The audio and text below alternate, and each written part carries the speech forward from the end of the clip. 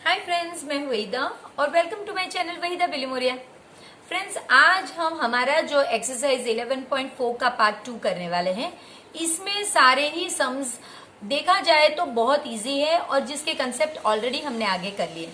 तो टाइम ना वेस्ट करते हुए फटाफट से एक्सरसाइज को कंप्लीट करते हैं और साथ में हमारे चैप्टर को भी रैप अप करते हैं।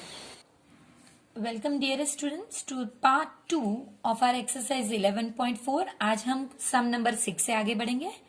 तो आपको पूछा गया है जो पेज नंबर 227 पे। फ्रेंड्स, मेरी रिक्वेस्ट अगेन यही है कि टेक्स्ट बुक खुली रखिए ताकि हम सम्स को समझ सके। टू क्रॉस रोड्स, यानी एक इस तरह का और एक इस तरह का क्रॉस रोड्स है। ये एक दूसरे को राइट एंगल पे कट कर रहे हैं through the centre of the rectangular park, यानी एक पार्क में ये सेंटर में कट कर रहे हैं।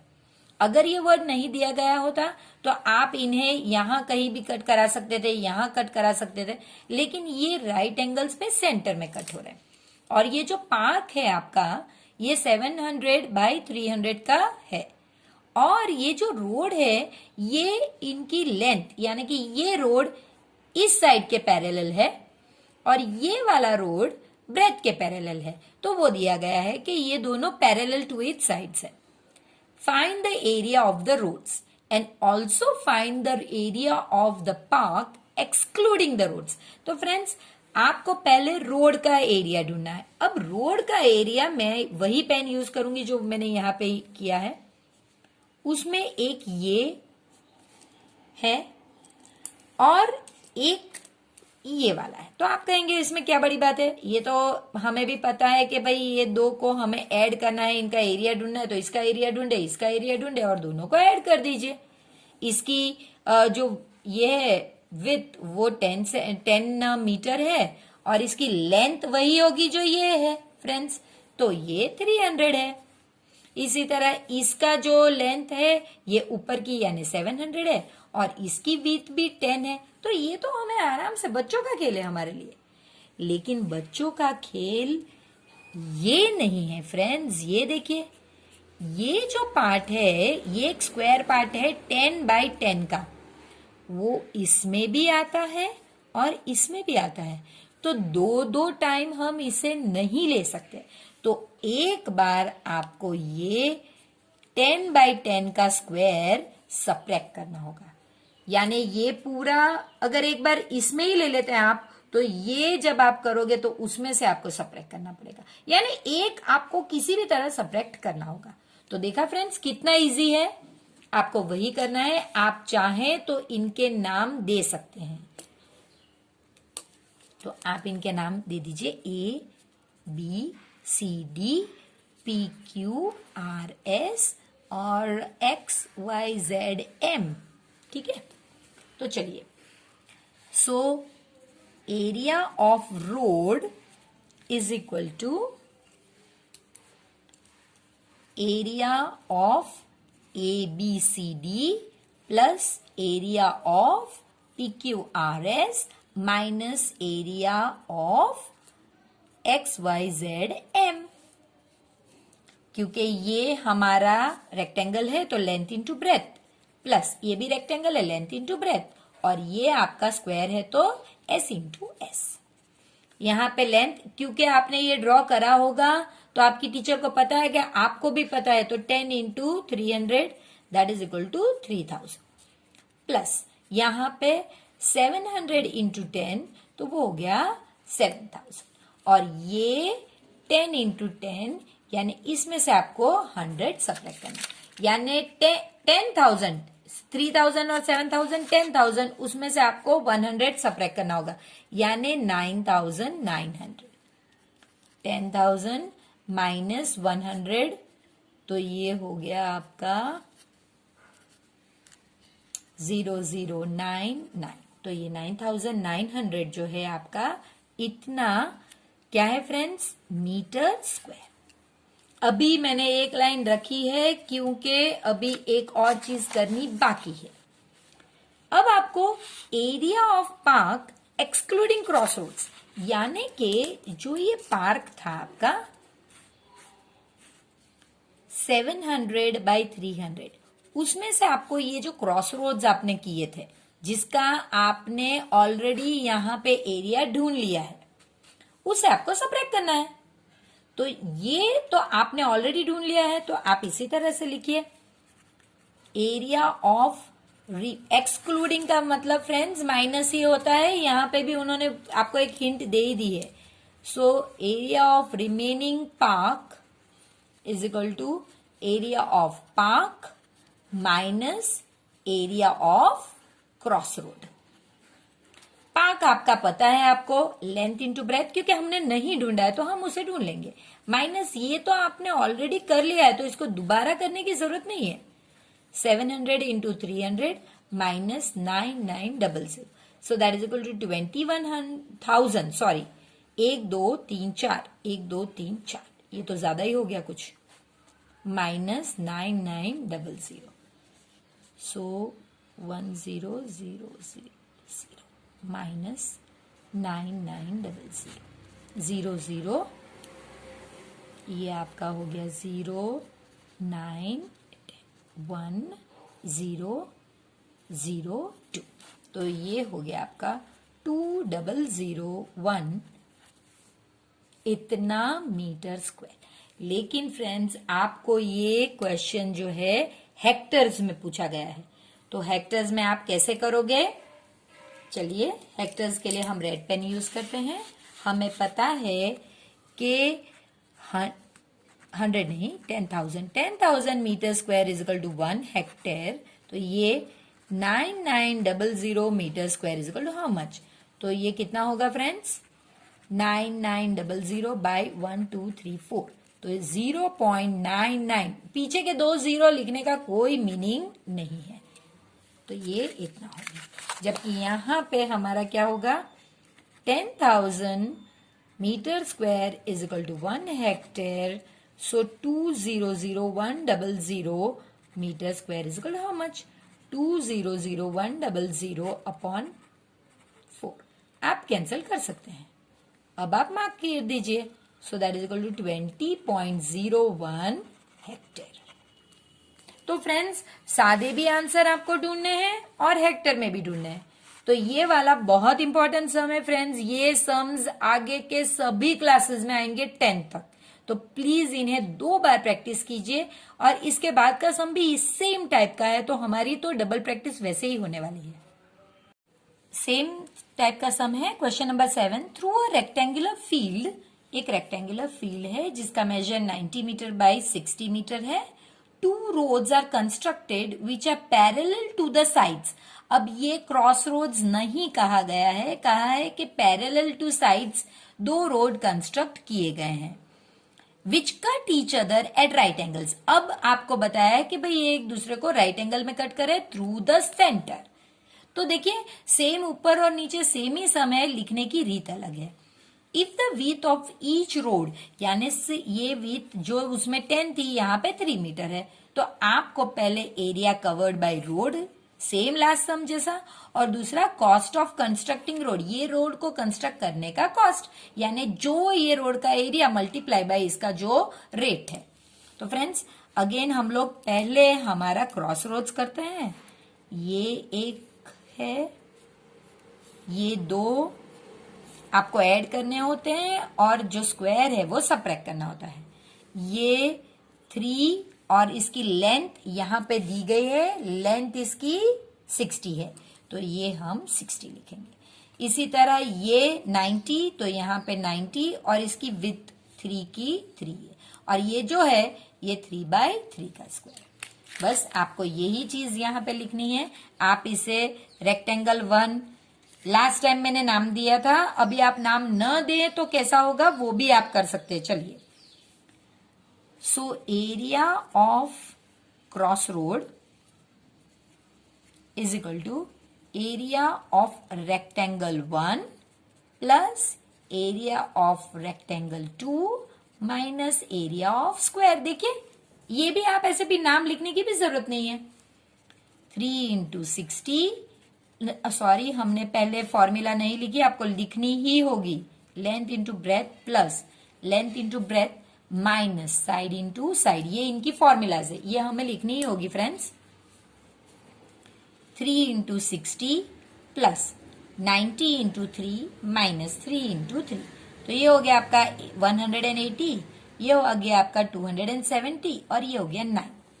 तो 180 प्लस 270 0514 यानी 450 माइनस 9, तो ये हो गया आपका 441 और ये हो गया मीटर स्क्वायर। इसके बाद ना हेक्टर में ढूंढना ना कुछ नहीं, सिंपल है। ये सम यहीं पे ये पार्ट खत्म हो गया। लास्ट सम में इसे हेक्टर में कन्वर्ट भी करना था, जो इस सम में नहीं है तो हम नहीं करेंगे।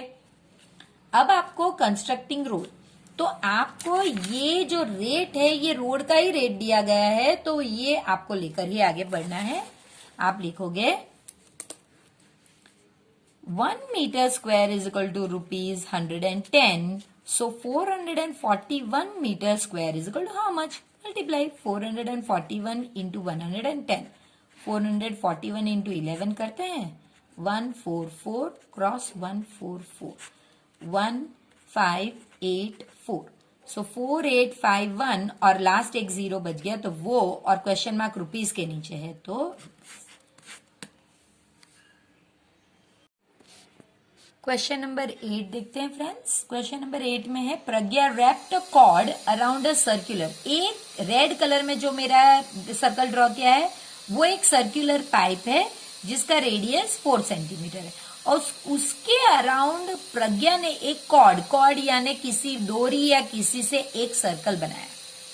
फिर उसने वो डोरी का मेजर जितना हुआ यानी यहां से कट कर दिया और उसे खोल दी, और उसे एक स्क्वायर जिसका मेजर 4x4 है उसके अराउंड रैप किया।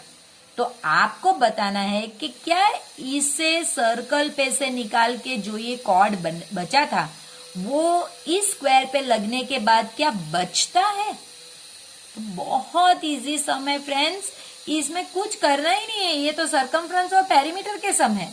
तो चलिए शुरू करते हैं। तो आप लिखोगे length of cord is equal to circumference of circle. देखिए जितना सर्कमफ्रेंस होगा उतना ही लेंथ होगा। तो सर्कमफ्रेंस की फॉर्मूला क्या है फ्रेंड्स? 2πr। ऑलरेडी आपको दे दिया गया आर की वैल्यू और पाई की वैल्यू भी, इंटू 314/100 इंटू 4। हम इसे कुछ भी कट नहीं करेंगे, सो 314 इंटू 8 2 3 11 1 और 25, तो ये हो गया आपका 2512/100 that is equal to 25.12 centimetre. क्योंकि ये लेंथ है, सरकमफ्रेंस यूनिट सिंपल आएगा। तो ये जो उसकी प्रज्ञा की लेंथ है जो यहां से निकाली उसने वो कॉर्ड की, तो 25.12 सेंटीमीटर थी। अब हम देखते हैं कि यहां पे कितनी कॉर्ड चाहिएगी। तो हम लिखेंगे length of cord around a square, तो वो कितनी होनी चाहिए? That is equal to perimeter of square, और वो 4 इंटू एस है। तो 4 इंटू एस हमारा 4 सेंटीमीटर है, तो 16 सेंटीमीटर। तो देखिए फ्रेंड्स, तो उन्होंने पूछा है कि क्या ये जो डोरी है ये 25.12 सेंटीमीटर है, जबकि यहाँ पे इसमें हमें सिर्फ 16 सेंटीमीटर चाहिए। तो क्या इसे रैप करने पर ये कॉर्ड बचेगी? बिल्कुल बचेगी।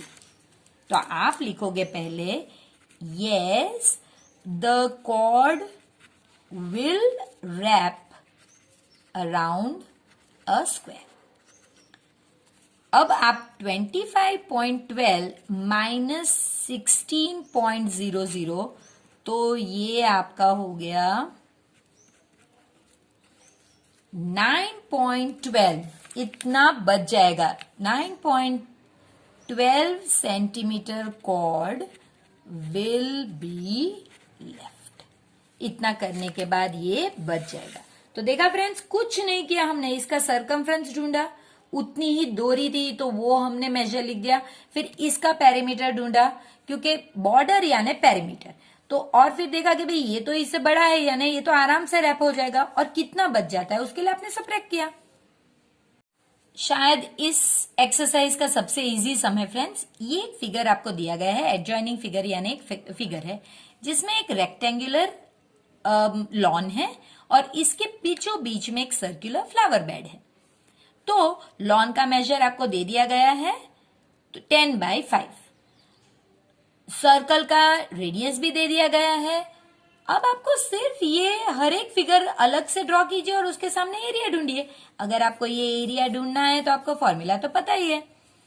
सो आप लिखोगे area of rectangle is equal to length into breadth, that is equal to 10 into 5, that is equal to 50 metre square. हो गया। अब एरिया ऑफ फ्लावर बेड, तो इसका एरिया ढूंढना है फ्रेंड्स। ये तो सर्कल है तो उसकी फॉर्मूला लगाइए। एरिया ऑफ सर्कल ड्रॉ कीजिए तभी आपको पता चलेगा। तो पाई आर स्क्वायर। पाई कितनी दी है भाई हमें? पाई यहां पे दी नहीं गई है तो हम 22/7 लगा के देखते हैं। 22/7 into 2 into 2, so that is equal to 4 into 22, 88/7। So ये हमारा होगा 7 1 जा 7, 7 2 जा 14, 4 बच गया तो पॉइंट,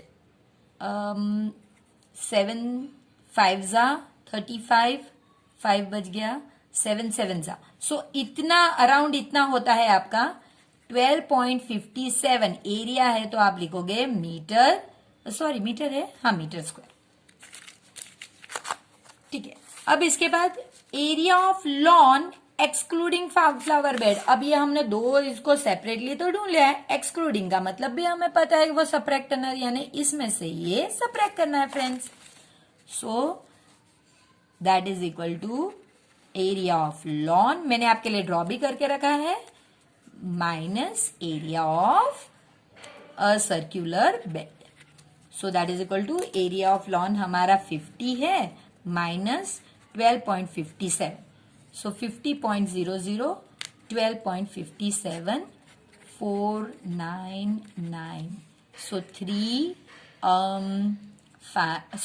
4 आएगा यहाँ पे, 4 और 7 और 3, सो हमारा आंसर आएगा 37.43 मीटर स्क्वायर। अब यहाँ पे 42, 44 जैसे जैसे आपने नंबर लिया, मैंने 22/7 लिया तो मेरा ये आंसर है। अगर 3.14 लोगे तो पॉइंट सेकंड डिजिट में डिफरेंस आ सकता है फ्रेंड्स, वो रॉन्ग नहीं है। यानी कि अगर मेरा यहाँ पे 12.57 है और टेक्स्ट बुक में 12.56 है तो फ्रेंड्स क्योंकि पाई की वैल्यू अलग अलग हो सकती है तो उस पर आंसर डिपेंड कर सकता है। ये राइट ही है फ्रेंड्स। अब सर्कमफ्रेंस ऑफ फ्लावर बेड, अभी इसका क्या करना है, एकदम सिंपल सम। सर्कमफ्रेंस की फॉर्मूला क्या है? 2πr। सो 2 इंटू पाई, अगेन मैंने 22/7 लिया है और r 2 है, तो अगेन ये कितना हो गया, ये ऑलरेडी हम कर चुके हैं 88/7 यानी कि 12.57 मीटर स्क्वायर। तो आप देख सकते हैं कभी कभी ऐसा हो सकता है कि एरिया और सरकमफ्रेंस किसी चीज का सेम आ जाए। नॉर्मली ये जब 2 होता है रेडियस तब ये होता ही है। आगे के क्लासेस में हम ये भी देखेंगे कि कभी कभी आपको 2 नहीं लेना चाहिए जब आप किसी को कुछ एक्सप्लेन कर रहे हो, नहीं तो इस तरह के प्रॉब्लम आ सकते हैं कि जहां पे एरिया और सरकमफ्रेंस सेम आंसर देगा। क्वेश्चन नंबर 10 में फ्रेंड्स आपको इस तरह का एक फिगर दिया गया है और आपको कहा गया है कि जो ये शेडेड पोर्शन है इसका एरिया ढूंढिए। तो फ्रेंड्स ये बहुत सिंपल है, अगर आप प्रैक्टिस करोगे तो पता चलेगा कि एक रेक्टेंगल का एरिया ढूंढिए, उसमें से ये वाला एक ट्राइंगल का एरिया सब्ट्रैक्ट कीजिए और फिर ये वाले ट्राइंगल का, यानी अगर मैं इसे 1 और 2 कहती हूं तो आपको इस तरह से, तो आप ये तीन चीज को अलग से ढूंढिए और फिर इन्हें इस तरह से रेक्टेंगल के एरिया में से एरिया ऑफ ट्राइंगल 1 सब्ट्रैक्ट कीजिए और फिर एरिया ऑफ ट्राइंगल 2 सब्ट्रैक्ट कीजिए। तो रेक्टेंगल में मेजर आपका 18/10 है तो वो हो गया 180 और सेंटीमीटर स्क्वायर। अब क्योंकि ये राइट एंगल ट्राइंगल है फ्रेंड्स, हमारी फॉर्मूला है half into base into height. ये दोनों में से कोई भी लेग आप बेस के तौर पे ले सकते हैं। अगर आप ये ले तो 6 लिखिए और ये ले तो 10 लिखिए। लेकिन आप कोई भी लेंगे आंसर में कोई फर्क नहीं आएगा।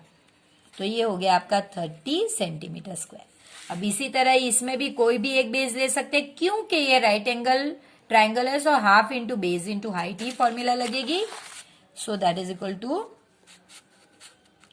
Half into base into height, that is equal to half into 8 into 10, so that is equal to 40 centimetre square. अब आपको शेडेड पोर्शन के लिए लिखना है area of shaded portion is equal to area of rectangle minus area of triangle 1 minus area of triangle 2। इन्हें subtract करेंगे तभी answer आएगा। तो 180 में से आपको पहले 30 और फिर 40, सो 180 में से 30 जाएगा तो 150, उसमें से 40 जाएगा तो 110, और यूनिट है सेंटीमीटर स्क्वायर। जो पार्ट 2 है इस सम का, उसमें भी वही है कि आपको एक स्क्वायर दिया गया है, यहाँ 2 का मेजर नहीं दिया गया है, लेकिन हमें पता चल गया अगर ये 10 और ये 10 है तो 2 को मिला के 20, यानी ऑपोजिट साइड 20, और यहाँ पे 20 और यहाँ पे 20 यानी कि एक स्क्वायर है। तो आपको पहले स्क्वायर का एरिया ढूंढना है, उसमें से ये ट्राइंगल 1, ट्राइंगल 2 और ट्राइंगल 3 के एरिया सब्ट्रैक्ट करने हैं। क्योंकि ये सारे ही राइट एंगल ट्राइंगल है, सो इनकी formula half into base into height में आप कोई भी एक बेस और कोई भी एक हाइट के तौर पे ले सकते हैं। तो एरिया ऑफ स्क्वायर में देखते जाइए, यहाँ पे वैल्यूज आपके लिए दी ही गई है, मैंने सभी फिगर्स में इनकी वैल्यूज लिखी हुई है। तो साइड हमारी है 20 इंटू 20, तो ये हो गया 400 centimetre square. Area of triangle 2 आप देख सकते हैं कि यहाँ पे हाफ इंटू 10 इंटू 20, तो आप इसे 2 5 10 और 0 इतना सेंटीमीटर स्क्वायर। दूसरे का 10 इंटू 10 है, तो आप हाफ इंटू 10 इंटू 10, 5 1 जा 5 2 सॉरी 2 1 जा 2 5 जा, सो ये हो गया आपका 50 सेंटीमीटर स्क्वायर। थर्ड वन में 10 और 20 मेजर है, तो आप वो लेकर कर सकते हैं। So half into 10 into 20, so same measure का हमने आगे किया हुआ है 100 सेंटीमीटर स्क्वायर। अब आपको एरिया ऑफ शेडेड पोर्शन में सिर्फ इनकी वैल्यू रिप्लेस करनी है।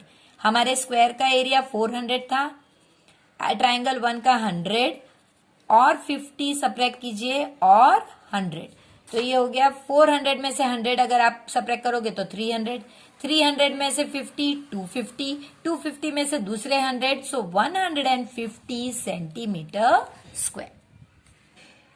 लास्ट सम इस एक्सरसाइज का फ्रेंड्स और इस चैप्टर का भी।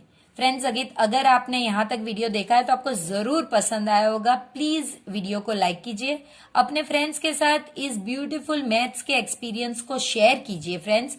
इससे आपका कुछ नहीं जाएगा, मुझे बहुत मोटिवेशन मिलेगा, और वीडियो ज्यादा से ज्यादा लोग देखेंगे, इसका मतलब ये कि वो भी मैथ्स को एंजॉय करेंगे। और प्लीज आप और आपके फ्रेंड्स चैनल को सब्सक्राइब कीजिए। क्वेश्चन नंबर 11 में find the area of quadrilateral. एक क्वाड्रिलेटरल है ABCD, इसका एरिया ढूंढना है फ्रेंड्स। यहाँ पे AC जो है पूरा मेजर, इसलिए मैंने इसे डार्क किया हुआ है, AC 22 सेंटीमीटर है। ये जो हाइट है परपेंडिकुलर BM आपको दिया है, BM इज परपेंडिकुलर, इसका मतलब है यानी कि BM जब AC पे पड़ता है, देखिए BM AC पे इट फॉल्स ऑन AC, तब ये 90 डिग्री का एंगल बनाता है, इसका मतलब ये है। इसी तरह से DN जब AC पे फॉल करता है तो वो भी परपेंडिकुलर यानी 90 डिग्री का। तो यहां पे देखिए, ओके, तो आपको तो पता चल गया इन दोनों चीजों से कि ये दोनों तो राइट एंगल ट्राइंगल है। और अगर राइट एंगल ट्राइंगल है तो हमारे तो बहुत इजी है हमारे लिए। क्यों? क्योंकि आप ये दो को मल्टीप्लाई कर सकते हैं। लेकिन फ्रेंड्स अगर ये दो मेजर ना दिए गए हो तो राइट एंगल ट्राइंगल एक सामान्य ट्राइंगल की तरह आप half into base into height लेके भी कर सकते हैं। आपको वही यहां पर करना है। So area of triangle ABC is equal to half into base into height. So that is equal to half into base हमारा 22 है और हाइट हमारी 3 है। सो ये हो गया आपका 33 centimetre square.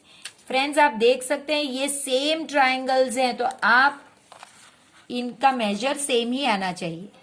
Area of triangle A D C is equal to half into base into height, that is equal to half. इसका भी बेस 22 है, तो ये हो गया आपका 33 सेंटीमीटर स्क्वायर। अब लास्ट में आप लिखोगे एरिया ऑफ क्वाड्रिलेटरल, क्वाड्रिलेटरल यानी 4 sided figure A B C D is equal to area of पहला ये ट्राइंगल ए बी सी और उसके बाद ये ट्राइंगल, ये दो को मिला के क्वाड्रिलेटरल बन रहा है। बस इसे ऐड कीजिए और ये आपका हो गया 66 सेंटीमीटर स्क्वायर।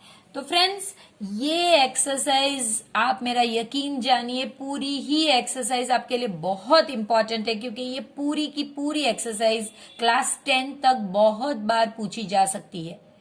तो फिर मिलते हैं एक नए इंटरेस्टिंग चैप्टर के साथ। तब तक मैं तो यही कहूंगी फ्रेंड्स कि इतनी अच्छी एक्सरसाइज के जिसमें अगर आपको आगे वाले क्लासेस में कुछ भी ना आता हो पेरीमीटर और एरिया में, और सिर्फ आपने क्लास 7th में ही ये चैप्टर अगर किया हुआ है, तो भी आप इस चैप्टर में अब एक्सपर्ट हो गए होंगे, क्योंकि ये इतना डिटेल में कराया हुआ चैप्टर है कि जिसके बाद आपको शायद ही कुछ पीछे का नॉलेज की जरूरत पड़े, लेकिन आप आगे के लिए एकदम प्रिपेयर्ड होंगे।